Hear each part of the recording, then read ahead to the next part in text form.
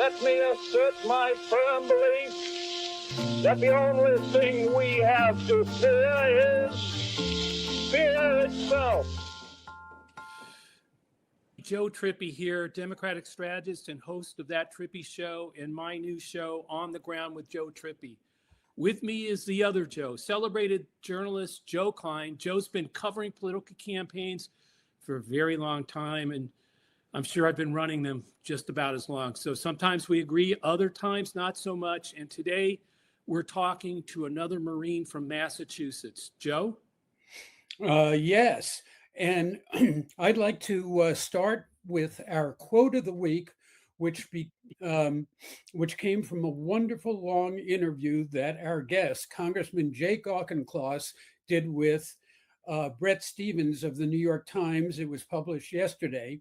And the quote is, "I think we come out of this, the war in Iran, in a position where Iran is operationally degraded, no doubt, but strategically stronger." And let's welcome Congressman Auchincloss and ask him to explain what he means by that, strategically stronger. Hey, Joe. Thanks for having me on. Your elegant summation of the war in Iraq, operationally degraded but strategically stronger, in the Bret Stephens interview. I'm always struck by your ability to sum things up elegantly, but this was incredibly elegant. What do you mean? What I mean is that the president has insisted that because of our ability to put effects on target through our military, 13,000 strikes, 20,000 strikes when combined with Israel, that somehow that means we are the victors of this war. And what he doesn't understand is that there are three different levels of organized violence and how it's used in pursuit of diplomacy. There's tactics, there's operations, and there's strategy. Tactics is like small unit, things that lieutenants and captains do. Operations is the kind of things that colonels and generals do. And strategy is the kind of thing that one would hope presidents and national security councils do. And what he has done is he has directed his generals to do a bunch of things, blockades, bombings, and otherwise. And they've done a good job. The United States military is very good. It's operationally excellent. He has not done the work strategically to ensure that at the end of the use of force, that America is in a stronger position than it was before the use of force. And this is a mindset that really comes from the 19th century's military theorist Clausewitz, and it's something that every Marine officer learns. Clausewitz said that all war is an extension of politics by other means. And so if you're going to go to war, what you have to explain is, here's what I'm trying to achieve. Here's the political endgame I'm trying to achieve. Here's why diplomacy has run its course. Here's what I think violence can do to get to a place where now diplomacy can resume and put us in a position where now we can get the end game that I'm trying to achieve. So through that lens now, let's examine where we have ended up. 8 weeks ago, Iran had a hardline Ayatollah. Iran had nuclear enrichment capabilities. Iran had a wide-ranging proxy terror network that it was funding. Well, 8 weeks later, we now have a younger, hardline, hardened Ayatollah, and a regime that, if anything, has scored ideological points globally by demonstrating its ability to withstand the worst that Israel and the United States can do to it. Iran still has nuclear enrichment capabilities. And now, and this is the critical point, Iran has acquired a new strategic deterrent, which is the ability to exercise choke point control over the Strait of Hormuz. And the Pax Americana has always rested on the U.S. Navy's ability to guarantee freedom of navigation, particularly through critical transit points like the Strait. And our inability to guarantee that is a blow to our prestige and to the Pax Americana that is going to reverberate globally. I'd point out that last summer, you were one of the very few Democrats who praised the pinpoint attacks on the nuclear facility. Yes. And I'd also suggests the following, that Trump is a reverse Clausewitzian. He believes that politics is the extension of war by any means he deems necessary. Well put.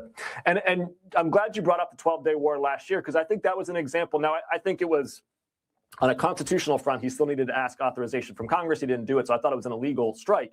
What I did try to do is disentangle the fact that, while I thought it was illegal the way he operated, strategically, it was successful. And why is that? It's because the United States and Israel were at a situation where conversations, diplomacy with Iran was not accomplishing what we wanted to accomplish. So it was a 1-2 tightly scoped punch where Israel took out the air defenses of Iran and we established air dominance over Iran. That's massively important. And then 2, the United States buried one of their nuclear facilities under a mountain. And then we stopped. And a bunch of people said, oh, well, you didn't get rid of all the enrichment capabilities. You didn't kill all the centrifuges, et cetera, et cetera. And my simple response was, listen, is the world safer with that facility under a mountain of rubble or not? Just answer me that question. Is the world safer or not with that facility buried under a mountain? I think the world is safer. I think we accomplished that. And then that was it. And we had a new strategic card of air dominance over Iran. Congressman, I'm going to flip to Joe in a second, but let me set up a more difficult question. One of the things that impresses me most about you is your ability to skirt past current contretemps and come up with answers for the future. Now, Joe and I are going to disagree about the Supreme Court ruling last week. I don't believe that you can make distinctions according to race in America. We tried it for 60 years with affirmative action, and now clearly that time is past. Where do you think we go from here? Obviously, we need to do more to bring the interracial underclass into the mainstream of America. How would you do that? And do you think that affirmative action is done now and we should be looking past it? Joe, I think, two big questions in there. One about voting rights and the Supreme Court ruling, one about affirmative action more broadly, it sounds like. I think on the first question you're asking about voting rights and election integrity and the gerrymandering, what I would say is I would sort of channel both Michelle Obama and St. Augustine. And I would say, when they go low, we go high, but not yet. And that means if they're going to go after Louisiana, Alabama, Florida, we should take Maryland, Illinois, New York. This is hockey. This is a contact sport. And we're not letting this president try to steal the midterms because he is so catastrophically unpopular that he's afraid of the American voter. So we have to hit back hard. We can also recognize, as Americans, as patriots, as people who believe in the rule of law and the democratic process, that this is no way to run a country, where you're just gerrymandering yourselves into 2 tribes, right? And we need to draw upon best practices in a number of different states. I would point to the redistricting system that New Jersey uses, which is an independent redistricting process, which actually does create pretty fair maps. I would point to the Alaska top 4 model, which does preliminaries versus primaries and also does ranked choice voting, and I think really surfaces candidates who appeal to the median voter in their state. And I would also point to what Maine is trying to do by, taking a backdoor approach to overturning Citizens United by trying to cap contributions to super PACs, because that's what we have to present to voters a way to clean house systemically, get the big money out of politics, ensure that voters are choosing their politicians, not the other way around, and really trying to re-enfranchise an exhausted majority who looks at the primary system and feels like they become caricatures of public opinion as opposed to representative choices. Yeah, I mean, Joe, I agree with the congressman on particularly the first part. I mean, you cannot let what's happening. This all started with Texas. At least in California and Virginia, we put it to a vote of the people on whether they wanted to redraw those maps.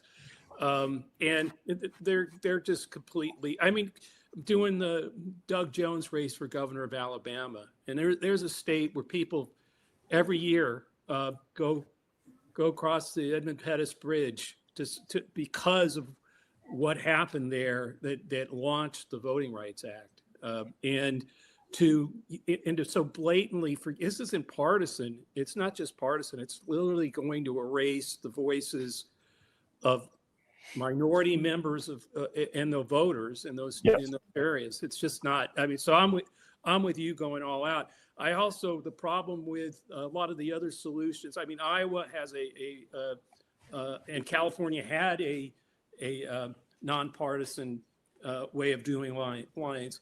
It's been traditionally, looks like it's been Democrats, at least when they had control, that were able to create those kinds of, sometimes there's some bipartisanship, but not since Trump's come down that escalator. And so I think what's more important that I wanted to talk to you about is what you're doing to get credible centrist candidates on the ballot in these across the country to help reshape the Democratic Party and also help put in place people who might be able to reach across to Republicans in their state and legislatures, et cetera, to get to the kind of solutions on gerrymandering and other things that we need, that we need, because otherwise the one thing gerrymandering is going to do, more extremes.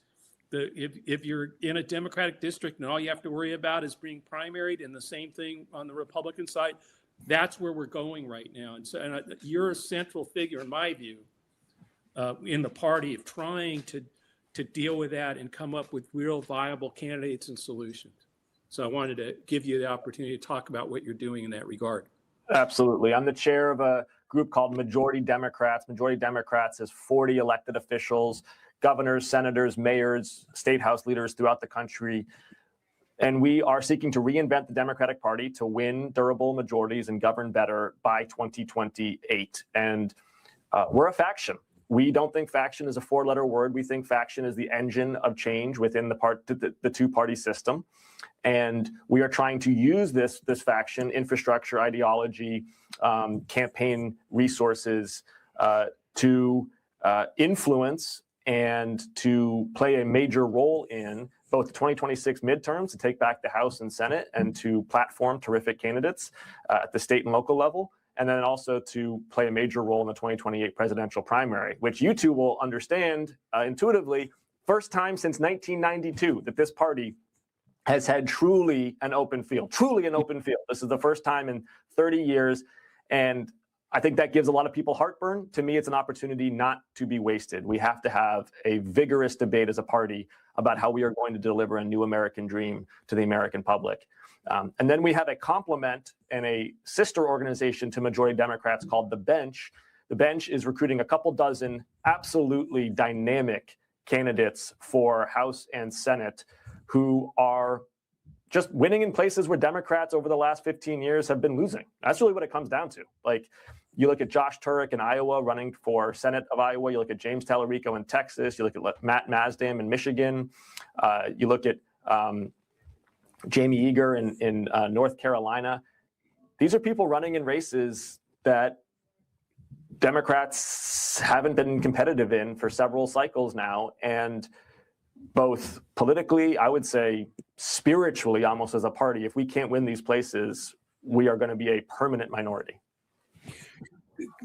Could I ask you this? That I remember that 1992 election very, very well, and it resulted in the election of Bill Clinton, who left office, the most popular president since John F. Kennedy, and he was followed soon after by Barack Obama, another popular president, and then things kind of went in the septic tank. What went wrong? And what needs to be, how do you distinguish Majority Democrats? And by the way, Joe and I have been doing a series of podcasts with candidates who are being supported by Majority Democrats. How would you distinguish, what's the big distinction between your faction and where the Democratic Party has gone? Yes. I would say the first is, we didn't start around a conference table and say, here's our vision of what the new Democratic Party should be. And then we go out and we try to build out from there. It didn't start inside out. It's actually starting outside in. And what I mean by that is we went out there and we just found the kinds of people who have won tough races. Like we actually went and basically reverse engineered it and said, what does it take to be competitive in places where Democrats are no longer competitive? We assembled this group of, between the bench and majority Democrats now, about 6 of these dynamic candidates, mayor of Boise, Idaho, right? These kinds of people, and then are trying to distill some of the essential qualities that could make the Democrat a supermajority party again. And I think there's a few things that describe the candidates, and then I'll talk about the ideology. The candidates are, one, they got some alpha energy. These are people who, because of their profile, because of the elections they've won, they got a little fight in them. And I think voters can pick up on that. And they recognize that that fight is necessary given our state of politics. Number two, they're authentic. They can pass what my friend calls the barbecue test, which is you can take them to a barbecue in your district with normal people and no stump speeches, nothing like that. They can just walk around and talk to folks and you can feel good about it. They're kind of playing on team normal. And voters absolutely reject politicians who they think are inauthentic or are putting on an act. And then finally, I would say they have a pragmatic and a deep pragmatic streak about solving problems. This is a particularly, I think, discernible in our mayors, and we've recruited some mayors that are just absolutely incredible: Cleveland, Cincinnati, Kansas City, et cetera. Public safety, housing, education in particular. They can't sit there and lift out 14 different litmus tests before they try to solve a problem. Their constituents expect answers. They're delivering answers in a way that is bringing people together in a cross-partisan, cross-ideological way. And that has been super refreshing. So go ahead. No, go ahead. Well, I would say the other thing is, though, like, I want to be plain here that, you know, as a faction, there is going to be factional contests with other elements of the Democratic Party. We're not afraid of that. We're not like the Republican Party, right? The Republican Party has become a cult of MAGA, and they can't even stomach internal debate. In fact, they squash it. You saw what happened in Indiana, absolutely shameful, what happened there with those primary challengers to individuals trying to do the right thing. We're not like that as a Democratic Party. We welcome the debate, and we're going to welcome a healthy debate with some on the left. And I think there's a few different things there. One, we think that to deliver a new American dream, prosperity has to be absolutely central. One of the reasons you had mentioned Bill Clinton, I think one of the reasons he was popular when he left office is people felt like America was generally prosperous at that time, or that he had done a good job of being a manager of prosperity. And we think that historically, to build a strong middle class, you require a market economy. I think too many on the progressive left think that you can build a middle class by handing out money from the rich to the poor. And history is clear that is not sufficient to build a strong middle class. You require a dynamic market economy. Markets work. Now they can be captured by government through excessive regulations like you see with housing. They can be captured by corporations like you see in healthcare with the health insurance corporations and the pharmacy benefit managers over drug pricing. Markets can be captured by both government and corporations. We shouldn't be ideological about it where they're not working because they've been captured. You should address that. But ultimately, you should let Americans take advantage of the dynamism of a market economy to become middle class and prosperous. I think one of the flashpoints is going to be this question of taxing the rich. And, you know, in the past, I've seen you come up with absolutely creative answers to doing that. There are other ways to tax the rich than income tax. There is a tax on financial transactions, a tax on derivatives. What do you think about that sort of idea? And is there a way that you could heal the division between moderates and the left on that question? Yeah, we need a trillionaire's tax, a billionaire's tax, and a millionaire's tax. And those three taxes look differently. The trillionaire's tax is on the social media corporations. They're the most wealthy, powerful corporations in the history of the world. Meta paid, I think, 3% in effective corporate tax rate last term. That should anger everybody. And so I've proposed legislation that would tax their digital advertising revenue and direct those funds towards education including building trade schools and one-on-one tutoring to kids throughout this country. So that's a trillionaire's tax. Then we need a billionaire's tax. Billionaires, you two probably know this, billionaires actually don't take income. Billionaires have assets. And what they do is they have a tremendous number of assets, and then they borrow against those assets, and then the borrowing against those assets is not taxable. When they die, they are able to transfer those assets to their heirs, and because of what's called the step-up in basis, that transfer is not taxed. There's a modest, increasingly irrelevant, frankly, estate tax in this country, but that really isn't affecting the intergenerational wealth transfer.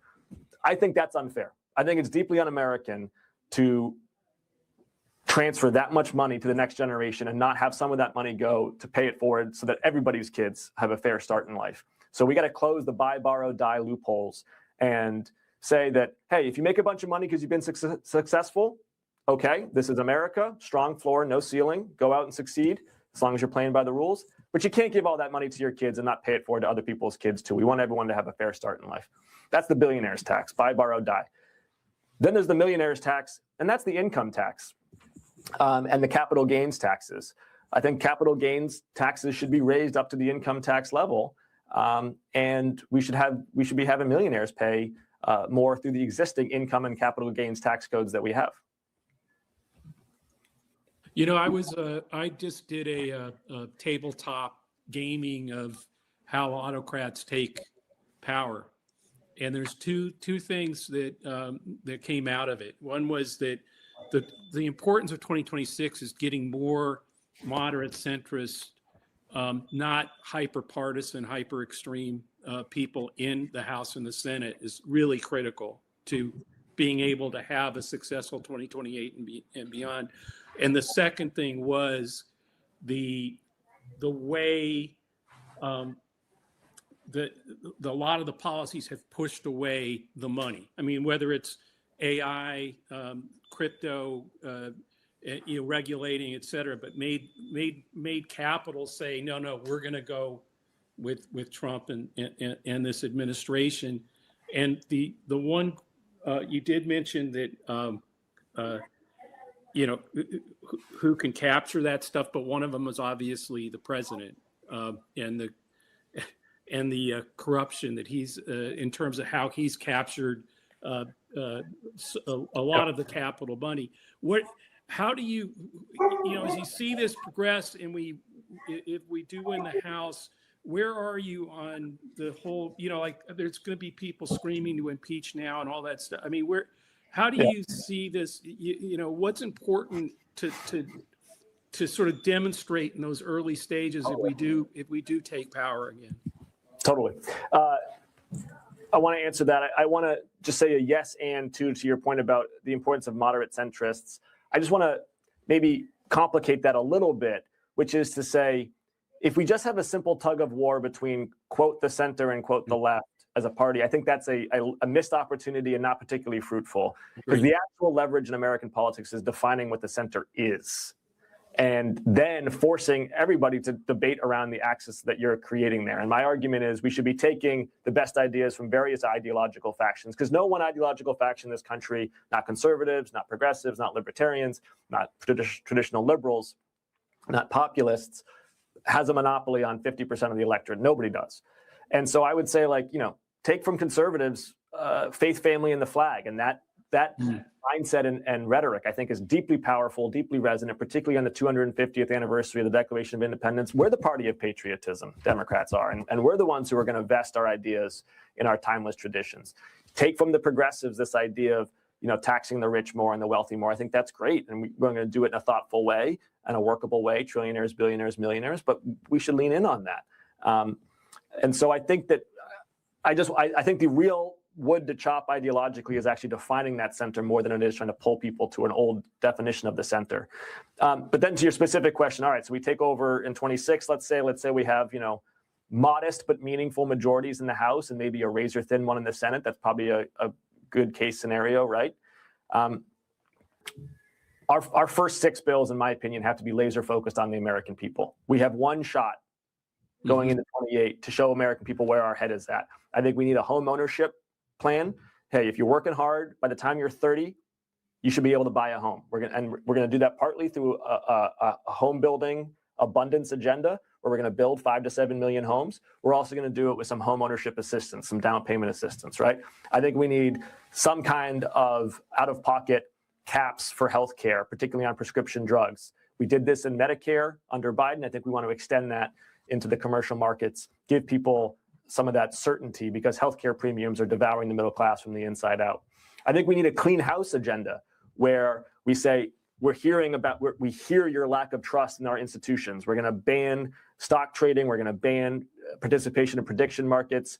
We're going to do some gerrymandering and election reform. We're going to do Citizens United reform. Hey, the president might veto that. I get it. But that's on him then. Right. Democrats have shown that we're willing to clean house, including challenging our own side as well. I think that we need an energy sovereignty approach that says, we unlike them, who are ideological about energy now, we are not. We are truly all of the above energy, and we think it's critical for the United States to control its own destiny on energy. So we got to come out focused squarely on the American public, and that does not mean that we don't do oversight and accountability at the same time. I have been on a warpath against RFK Jr. and the FDA commissioner. I will continue to be. I think we should be absolutely vigorous in subpoenas and, if necessary, in impeachment proceedings against the cabinet. But if the American public thinks that when we take over, our first order of business is settling scores, even if they're righteous scores, I think we've missed an opportunity. It's got to be about them, not about us. I think that's a great place to end it as we're getting up. I know you've got a plane to catch or something. So we'd like to give you one more shot at telling people where they can find out more about you and what you're doing and the candidates that you're helping. And majority Democrats. Yeah. My Substack, Simple But Not Easy, I write once a week, and the theme is very simple. It is, here's what Democrats would do differently. Here's an idea about how we would approach something that shows you not just what we are against, but what we are for. That's great. Thanks so much for joining us, and thanks for the way you think about things. I appreciate it. It is pretty unique. I appreciate it, guys. Be well. Oh, thanks for being with us. Thanks all for watching, and we'll be back next week. Great. Let me assert my firm belief that the only thing we have to fear is fear itself.